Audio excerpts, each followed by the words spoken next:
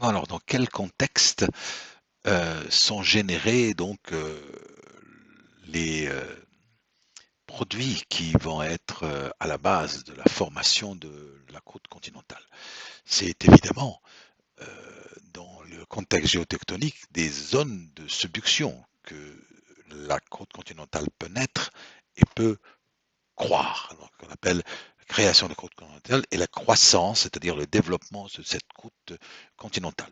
Un autre magmatisme peut participer aussi à la croissance de cette croûte continentale, c'est le magmatisme intraplaque continental, comme celui que vous connaissez bien au niveau du Moyen Atlas, notamment par le volcanisme quaternaire que vous connaissez, mais ce volcanisme, comme vous le savez, est étendu depuis le sud-ouest du Maroc jusqu'au nord-est vers la région de Oujda. Il contribue, mais de façon euh, peu importante par rapport à ce qui se passe au niveau des zones de subduction.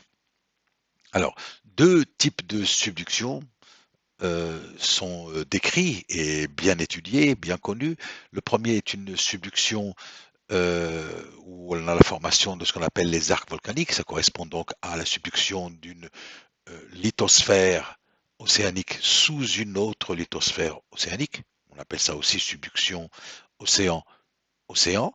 Et le second correspond à une subduction d'une lithosphère océanique sous une plaque ou sous une lithosphère continentale.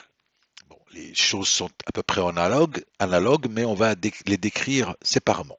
Dans le premier cas, dans le cas d'une subduction océan-océan, la lithosphère océanique et notamment la partie crustale qui correspond donc à la croûte océanique qui a été générée au niveau des dorsales, entame une subduction avec comme vous le savez dans l'étude des métamorphismes, le passage des compositions basaltiques où le pyroxène se transforme en amphibole, minéral hydraté, puis ces amphiboles vont être déshydratées, donc elles vont perdre toute l'eau qu'elles contiennent pour former des roches sèches contenant surtout des pyroxènes jusqu'à ce que l'on arrive à ces fameuses éclogites qui sont formées par du grenat et du CPX. Cette déshydratation de la plaque ou du slab, d'accord, la partie crustale du slab, va amener des fluides riches en eau dans ce que l'on appelle le coin du manteau, le mantle wedge. L'eau, comme vous le savez, abaisse les températures d'équilibre cristaux liquides. Rappelez-vous ce que vous avez appris en chimie appliquée à la géologie sur les diagrammes de phase, où l'introduction de l'eau amène à l'abaissement des températures des liquidus et des solidus. Donc, la fusion partielle, ici, peut prendre place, non pas par augmentation de température, mais simplement par abaissement de ces températures de fusion, donc des solidus, par l'ajout des fluides hydratés. Cela amène donc à la fusion partielle euh, de ce coin du manteau, suivant à deux endroits, deux fronts, ce qui va former les fameux fronts volcaniques. Le premier front volcanique qui correspond donc à la déshydratation totale de l'amphibole, donc, et qui va donc fabriquer des magmas qui vont former un premier arc volcanique, et puis au point B ici, à une profondeur plus importante, à une pression plus importante, une biotite de composition magnésienne qu'on appelle la phlogopite est aussi déshydratée à son tour, amenant à la formation d'un second arc ou d'une seconde chaîne, donc dans lequel il y a un volcanisme important. Alors, ce volcanisme est évidemment, quand l'arc est jeune, nous le verrons un petit peu plus loin, euh, étoléitique, mais avec quand même des signatures en éléments traces qui correspondent à celles de l'arc, et ça va donc arriver en surface et va se mettre ici en sous-plaquage avec formation d'une première croûte qui commence à se différencier, que l'on appelle une croûte hybride, qui est à cheval entre une composition de croûte océanique et de croûte continentale, et ceci va se développer jusqu'à ce que l'on arrive à une collision Et à ce moment-là, une croûte océanique peut passer sous une croûte beaucoup plus développée, peut-être même continentale. Alors, dans le cas justement d'une subduction de type océan-continent, vous avez les mêmes processus qui se produisent, sauf que les magmas qui sont générés, d'accord, et qui vont aller vers la surface, vont rencontrer cette fois-ci une croûte continentale déjà formée. Et là, on va avoir surtout de la croissance. Ici, on a la création d'une croûte continentale. Ici, on a après la création de cette croûte continentale dans un environnement d'arc, la croissance de celle-ci. Alors, cette croissance, elle se fait par l'arrivée de ces magmas qui se mettent à la base de la croûte, donc au niveau du mot, en se stockant dans des réservoirs magmatiques sous le mot, qu'on appelle le sous-plaquage continental ou l'underplating, comme disent les anglo-saxons. Ces magmas apportent un flux de chaleur important. Ce flux de chaleur amène donc à la fusion de la croûte dans ses parties profondes. D'accord? Et donc, on a des magmas basaltiques de composition andésitique calco-alcaline pour l'essentiel qui vont amener un flux de chaleur, ils vont fondre pour fabriquer d'autres magmas par la fusion crustale. Ces magmas sont de composition granitique. Et là, vous allez avoir tout un tas d'interactions entre ces magmas d'origine mantélique et des magmas d'origine crustale pour former toute une panoplie de variétés pétrographiques allant des roches les plus basiques vers des roches les plus acides pour aller former donc un plutonisme très important et un volcanisme associé. De cette façon, la croûte continentale donc, croît, se développe et vous imaginez bien, comme ça devait être le cas ici, après, tous les processus continentaux prennent place, c'est-à-dire l'altération, l'érosion, le transport, la formation de roches sédimentaires, l'enfouissement de ces roches pour former les roches métamorphiques, donc une dynamique crustale importante dont l'origine, comme nous venons donc le voir, est l'extraction des melts, des liquides à partir du manteau.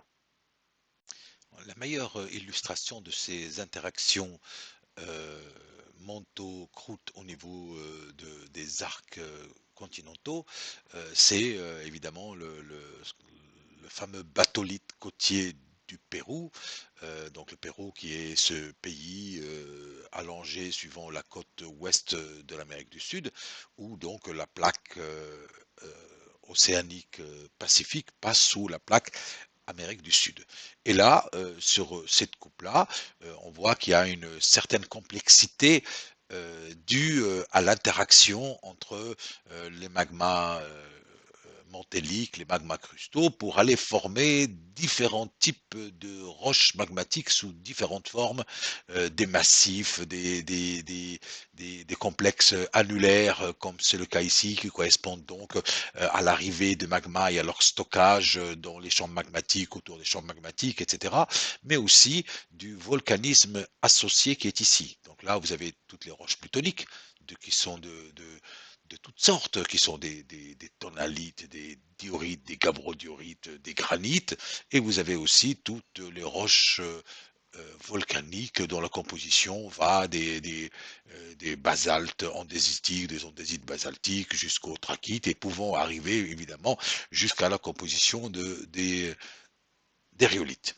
Voilà donc une bonne illustration de ce qui se passe au niveau d'une zone de subduction océan-continent avec l'évidence d'une croissance crustale soutenue. On va maintenant définir les caractères géochimiques des magmas donc émis dans les zones de subduction et nous allons suivre les mêmes procédures que celles que nous avons suivies en étudiant les roches de la croûte océanique à titre d'exemple. Donc nous avons des roches plutoniques et des roches volcaniques. Évidemment, les roches plutoniques, on peut les classer par la classification de Streckhausen, donc en faisant du comptage en termes de volume des différents minéraux, et puis on peut les classer, mais on peut aussi faire subir à ces roches, dans la mesure où elles représentent la composition des magmas à partir desquels elles sont issues. On peut aussi les classer dans les diagrammes Na2O plus K2O. Et vous voyez ici les noms de roches, mais dans la texture, entre guillemets, égrenue, comme les gabbros, les diorites, les granites, les siénites, les sienodiorites, les grahites alcalins, etc. Pour la partie volcanique, en revanche, nous utilisons le même diagramme que celui que nous avons utilisé pour les basaltes de la croûte océanique, c'est-à-dire que nous passons directement aux analyses chimiques, nous classons les roches en leur donnant une nomenclature en fonction de leur position dans ce diagramme, puis nous regardons dans le premier comme dans le second quelle est la série magmatique à laquelle elles appartiennent. Alors vous travaillerez là-dessus, évidemment, et vous remarquerez et vous noterez le fait que les basaltes, donc les roches, pas que les basaltes et toutes les roches qui sont associées, qu'elles soient volcaniques ou plutoniques, se situent aussi en dessous de cette ligne, donc dans le domaine subalcalin. Rappelez-vous, quand on a le domaine subalcalin, on peut avoir à la fois les séries toléitiques et les séries calco-alcalines.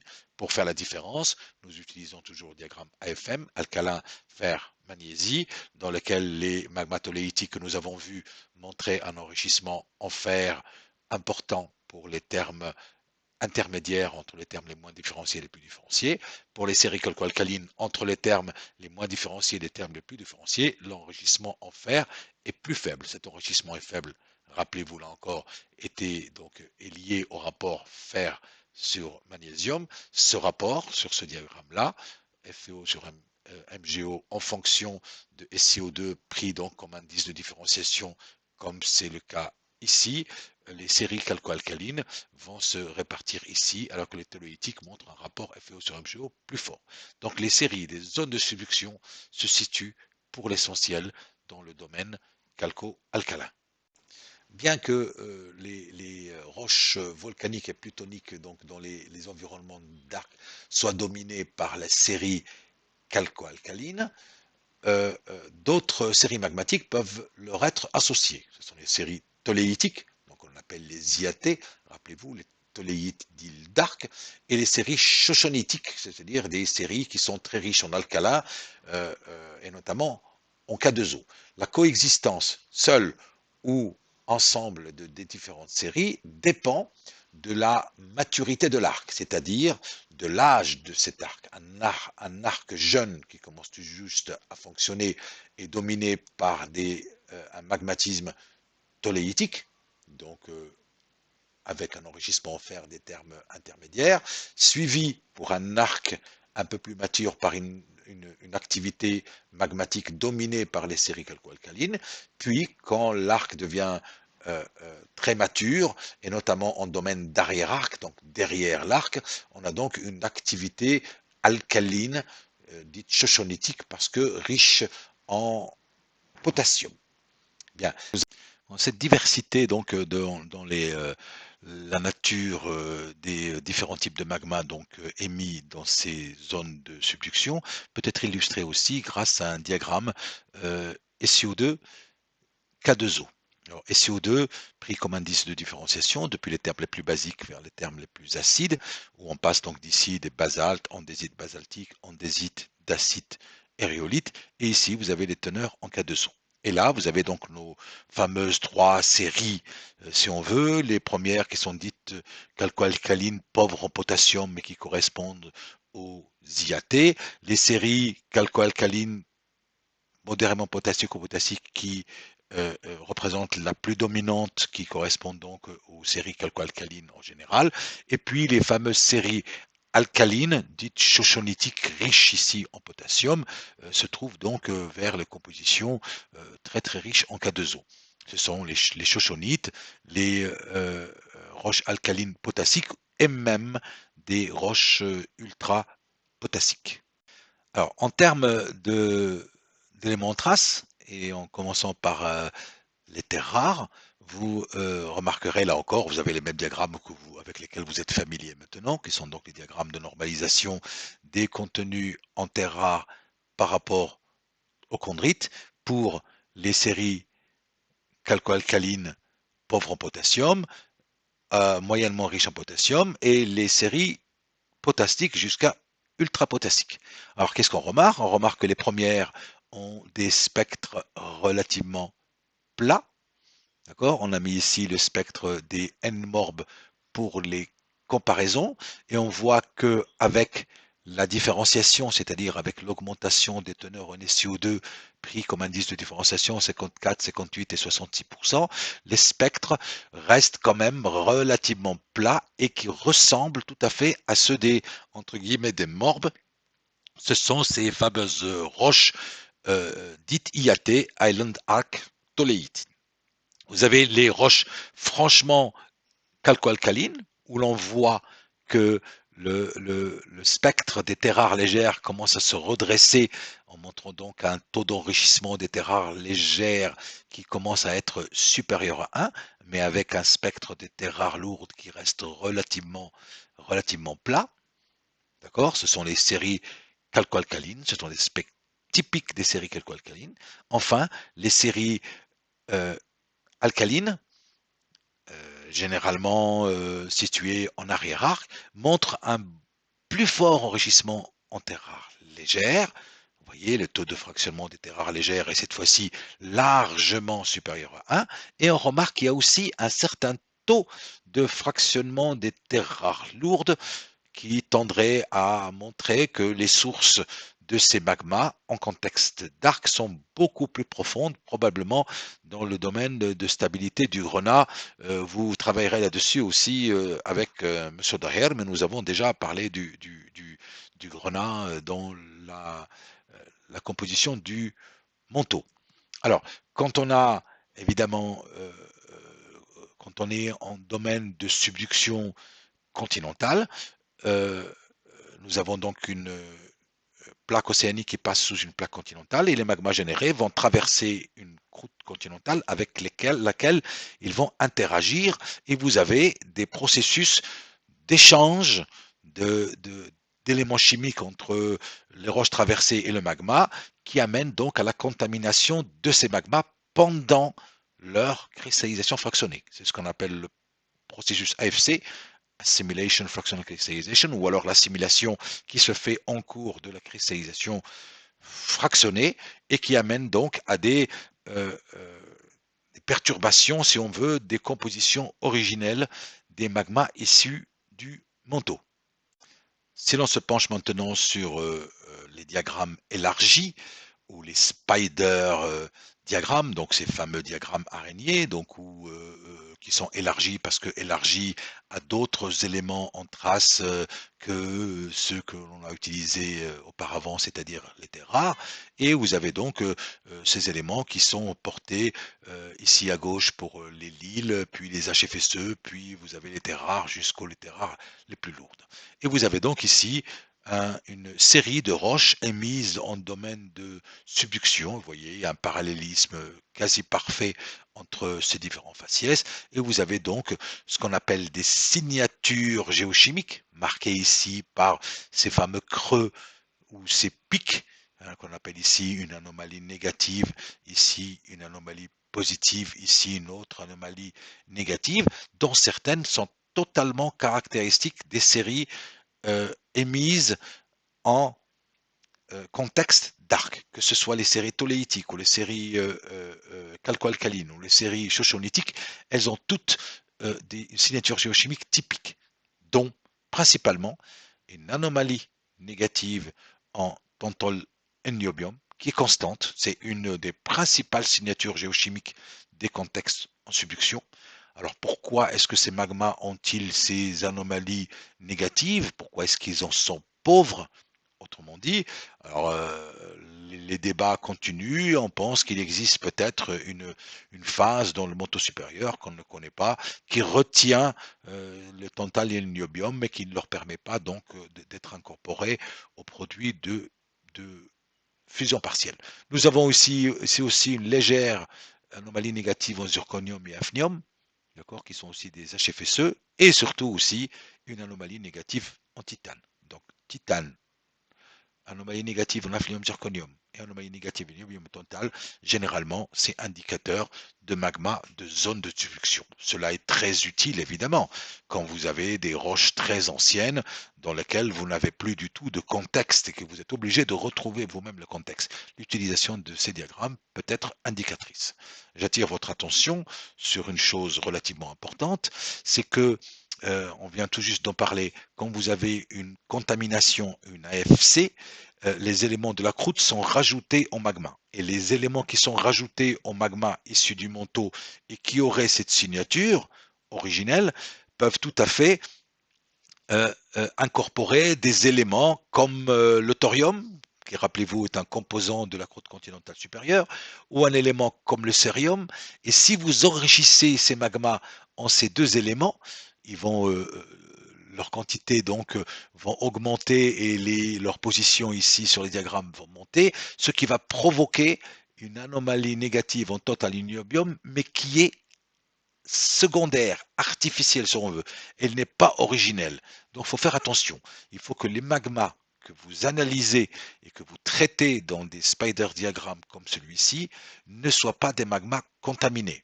Il faut donc s'affranchir de la contamination avant d'utiliser ce type de diagramme. Enfin, on va se pencher sur les compositions isotopiques. Et comme nous l'avons fait dans le cas précédent, on va se baser sur le diagramme classique des isotopes du strontium, strontium 87 sur strontium 86, et en fonction des rapports isotopiques du néodyme 143 sur 144. Bien, en général, juste à titre de rappel, plus un matériel est peu évolué, est appauvri, si on veut, plus ces rapports des strontium sont faibles. C'est le cas, par exemple, des N-MORB. Plus un matériel est riche en rapports isotopiques du strontium, plus il est enrichi. Alors cela tient simplement au fait que les sources des morts, par exemple, sont très pauvres en rubidium, qui est l'élément pair du strontium, donc les rapports isotopiques du strontium sont naturellement faibles, alors que, par exemple, dans la croûte continentale où les quantités de rubidium sont importantes, cela développe évidemment des quantités de strontium 87 qui sont importantes. Donc les matériaux continentaux sont situés vers les forts rapports isotopiques du strontium. C'est exactement l'inverse pour les rapports isotopiques du néodyme, où les valeurs fortes en néodyme indiquent des sources ou des magmas appauvris, évidemment appauvris en éléments traces légers, euh, alors que celles qui ont des valeurs plus faibles sont plutôt enrichies. Donc on va analyser ce diagramme de différentes zones liées à la zone de subduction qui correspond à la cordillère des Andes, donc à l'arc continental de la cordillère des Andes, dans laquelle donc on a défini trois provinces, une province nord, NVZ, la zone volcanique nord, la zone volcanique centrale, et la zone volcanique sud. Et on remarquera que les valeurs en isotope du néodyme de strontium sont différentes suivant ces trois zones. Alors, qu'est-ce que cela peut bien vouloir dire? Alors, les morbes, ici, on sait qu'elles sont issues de sources appauvries. Les OIB, dans le champ donc, est indiqué ici, sont situées de zones enrichies, liées au panache mentalique, donc à des sources magmatiques plus profondes qui n'ont pas été appauvries comme l'a été en morbe par les processus de fusion partielle. Et les zones qui sont en subduction sont divisées en deux groupes. La zone nord, ici donc, et la zone sud, ici, sont dans le domaine à peu près de morbe, indiquant qu'ils sont comme les morbes, comme les OIB, pardon, issus de sources relativement enrichies. En revanche, une différence majeure apparaît pour la province volcanique où les laves donc montrent des rapports de strontium importants et des rapports de néodyme qui sont faibles, indiquant que ces magmas ont été l'objet d'un enrichissement important. Cet enrichissement est lié à l'interaction entre les matériaux crustaux à très fort rapport strontium 87 et de faibles rapports du néodyme, donc une interaction entre ces magmas issus de ce manteau et le matériel crustal qui a été traversé. Ce matériel crustal ayant ses rapports forts et ses rapports faibles a contaminé ces magmas, les amenant donc de compositions normales pour les zones de subduction vers des compositions qui se rapprochent de la composition des continents. On a ainsi donc un autre moyen par lequel on peut caractériser géochimiquement les différents magmas.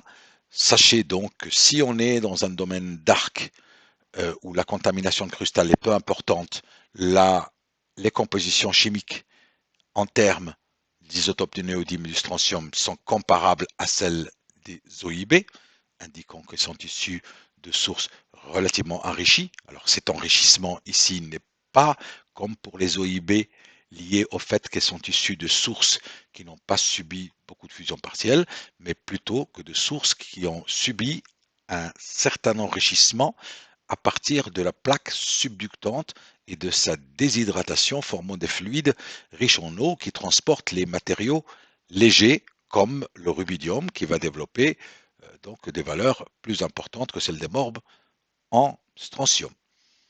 Alors que les autres, si elles ont, si vous voulez, une évolution vers des compositions de plus en plus crustales, donc de plus en plus riches en rubidium et donc en rapport isotopique de strontium, indique l'intervention d'une contamination crustale relativement importante.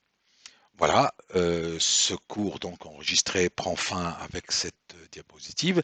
J'espère que vous aurez bien profité cette année un peu exceptionnelle à la fois des cours en présentiel et à la fois euh, de ces enregistrements en plus du polycopier des différentes diapositives qui vous ont été présentées.